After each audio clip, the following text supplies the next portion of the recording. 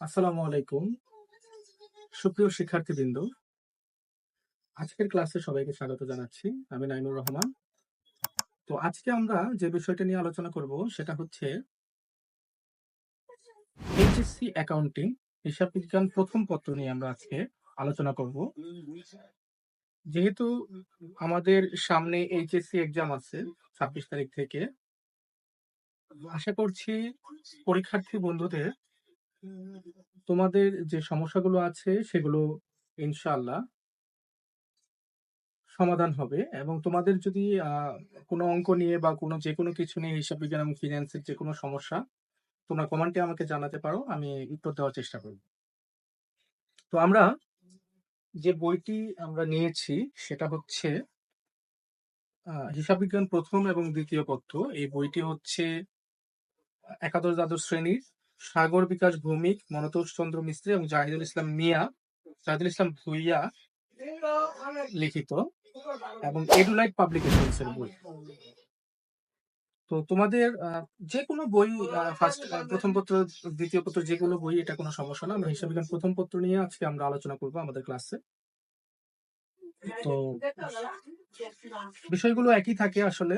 তো আমরা প্রথমে যেটা আলোচনা করব, প্রথম অধ্যায় যেটা হিসাব বিজ্ঞান, এটা তো তোমরা জানো, নবম দশম শ্রেণীতে তোমরা যেহেতু পড়ে এসেছো তারা অবশ্যই জানো, এবং যারা জানো না তাদের উদ্দেশ্যে আমি বলি যে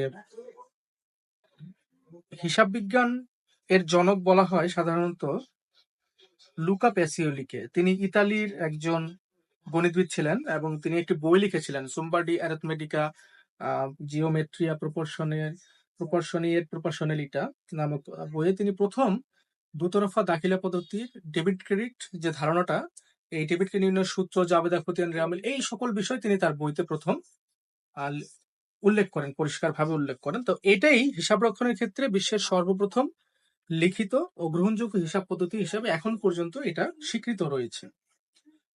তো আমি একটা জিনিস বলতে চাই যে অনেকে আমরা হিসাব বিজ্ঞান পড়ি বা হিসাব বিজ্ঞান নিয়ে পড়াশোনা করি, যে হিসাব বিজ্ঞান কাকে বলে এটা কিন্তু আমরা জানি না। হিসাব বিজ্ঞান কাকে বলে? তো হিসাব বিজ্ঞানের অনেক সংজ্ঞা রয়েছে, তার মধ্যে আমি একটা সুস্পষ্ট সংজ্ঞা বলতে চাই তোমাদেরকে, যে হিসাব বিজ্ঞান এমন একটি তথ্য ব্যবস্থা যা কোনো আর্থিক প্রতিষ্ঠানের আর্থিক ঘটনাগুলো চিহ্নিত ও লিপিবদ্ধ করে আগ্রহী ব্যবহারীকে তথ্য সরবরাহ করে থাকে। তার মানে এটা কি? তার মানে হচ্ছে সুষ্ঠুভাবে লেনদেনগুলো লিপিবদ্ধ করে সেগুলো শ্রেণীবদ্ধ করে লাভ ক্ষতি নির্ণয় করা, আর্থিক অবস্থা নির্ণয় করা যায় এবং আর্থিক ফলাফল নির্ণয় করা যায় হিসাব বিজ্ঞান পাঠ করলে, এবং সেই ফলাফলটা কোনো তৃতীয় ব্যবহারকারীর নিকট পৌঁছানো যায়। তো যাই হোক, আমরা আজকে যেটা নিয়ে আলোচনা করব সেটা হচ্ছে দ্বিতীয় অধ্যায় লেনদেন।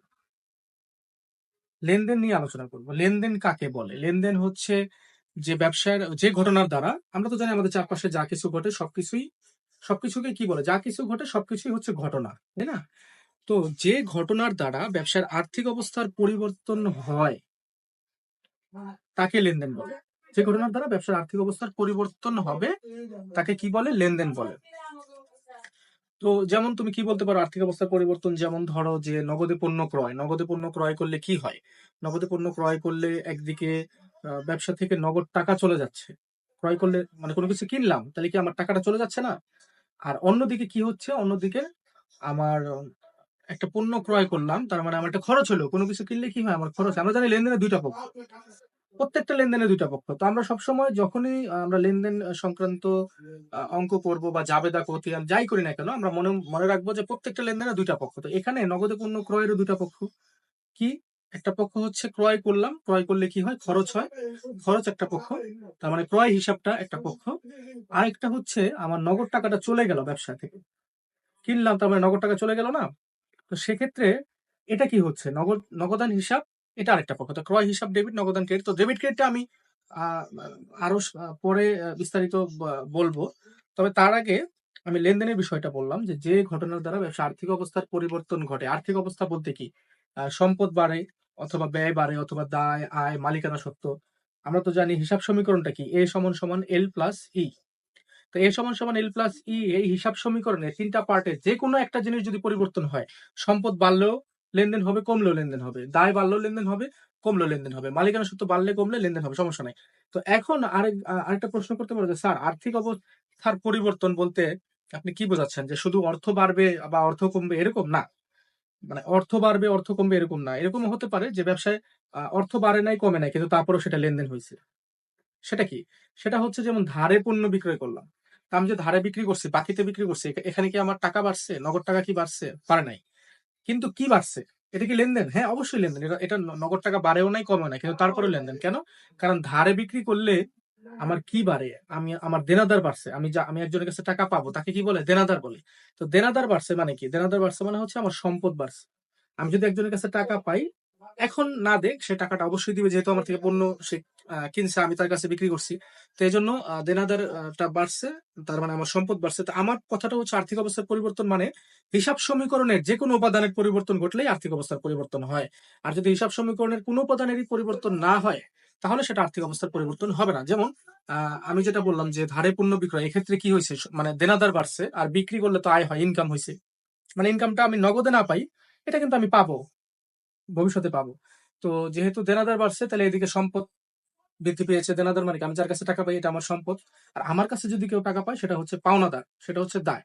তো দেনাদার যদি সম্পদ হয়, তাহলে আমার দেনাদার যেহেতু বৃদ্ধি পেয়েছে, তাহলে এটা একটা লেনদেন। এখন আর্থিক অবস্থার পরিবর্তন ঘটে না কোন রকম ঘটনা, এরকম একটা ঘটনা আমি বলি। যেমন 5,000 টাকা বেতনে একজন ম্যানেজার নিয়োগ দেওয়া হলো।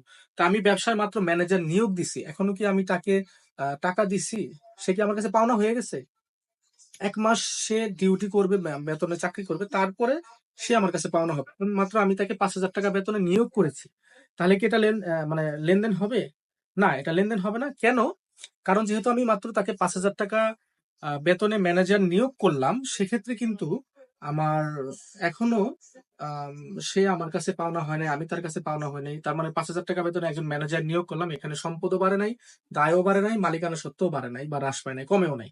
বা হিসাব সমীকরণের কোনো উপাদানেরই পরিবর্তন এখানে হয় নাই। ব্যবসায়েরও আর্থিক অবস্থার কোনো উপাদানের পরিবর্তন ঘটেনি, কোনো ধরনের পরিবর্তন ঘটেনি। ব্যবসায় টাকা বাড়েও নাই, কমেও নাই, বা দায়েরও সৃষ্টি হয় নাই, সম্পদেরও সৃষ্টি হয় নাই। তার মানে এটা লেনদেন নয়। আশা করি তোমরা বুঝতে পেরেছো। আমি আরেকটা বিষয় বলি যে আম, ধারে পণ্য বিক্রয় যেটা, সেখানে কিন্তু দেনাদার বৃদ্ধি পেয়েছে। আর এখানে আমি 5,000 টাকা বেতনে ম্যানেজার নিয়োগ দিলাম, এখানে কিন্তু দেনাদারও বাড়ে নাই, পাওনাদারও বাড়ে না। তো একইভাবে ধারে পণ্য ক্রয় যদি করি, সেটাও কিন্তু একটা লেনদেন। কিভাবে লেনদেন?